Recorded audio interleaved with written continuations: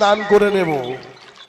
পুণ্ডরীক যখন স্নান করতে গেল তার স্ত্রী বলে উঠল, তুমি গঙ্গায় যাও যাও স্নান করতে, আমি স্নান করব না। কেন?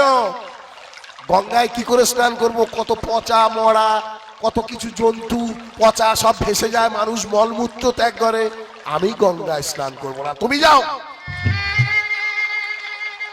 মা গঙ্গার কথা যখন হচ্ছে তখন একটু বলেই রাখি, বলাটা দরকার। এখানে তো কাছাকাছি গঙ্গা আছেই। তো যাই হোক, মা গঙ্গা প্রথমে পৃথিবীতে আসতে চায়নি বাবা।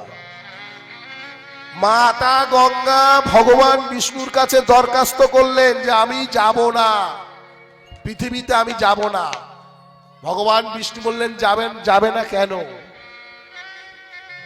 তুমি পৃথিবীতে না গেলে মানুষের যে পাপ সেগুলো ধৌত হবে কোথায়?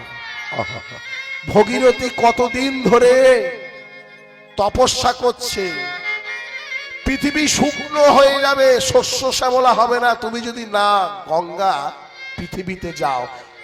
মাতা গঙ্গা বলে উঠল, পৃথিবীর মানুষ কত পাপ করবে, কত খুন করবে, কত মার্ডার করবে, কত ঘুষ খাবে, কত কিছু করবে, আর আমাতে এসে ডুব দেবে, তাহলে মানুষের এত পাপ নিয়ে আমি কোথায় রাখবো? কথাটা ঠিক? মা গঙ্গা, এই যে আমরা গঙ্গা স্নান করতে যাই তো একটা যোগে আছে, আমরা কি গঙ্গা স্নান করতে যাচ্ছি কেন? পাপ ধৌত করে আসবো বলে। ভালো কথা। তাহলে আমরা যে এত পাপ মা গঙ্গায় দিয়ে আসছি, মা গঙ্গা এত পাপ নিয়ে কোথায় রাখবে? ভগবান বিষ্ণু বলে উঠলেন, গঙ্গা আমি একটা ডিসকাউন্টের ব্যবস্থা করে দিচ্ছি, কোনো চিন্তা করতে হবে না। তোমাতে সবাই পাপ ধৌত করবে, আর তোমার পাপ হরণ করবে জানো কারা? নিষ্ঠাবান ব্রাহ্মণ যারা, বিষ্ণু ভক্ত যারা, ব্রাহ্মণ গুরুদেব যারা, তারা। এই যে কুম্ভে মহাকুম্ভ হয়ে গেল, কত মানুষ, লক্ষ লক্ষ মানুষ গিয়ে স্নান করলো, পাপ ধৌত করলো, আর সেই পাপগুলো তাহলে গেল কোথায়? এই যে কত হাজারো হাজারো সাধু, ব্রাহ্মণ, বৈষ্ণব, নাগা সন্ন্যাসী, সন্ন্যাসিনীরা এসেছিলেন, তারা মা গঙ্গার পাপকে হরণ করে নিলেন। তাই গৌর প্রেমানন্দে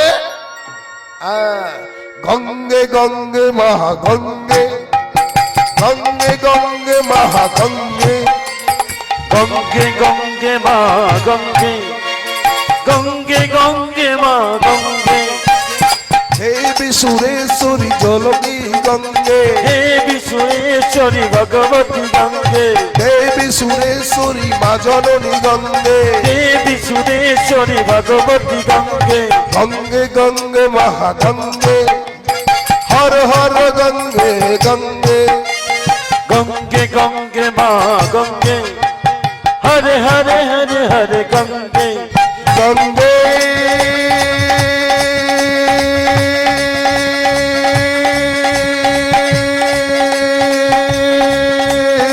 মাতা গঙ্গা দেবী কি গঙ্গে।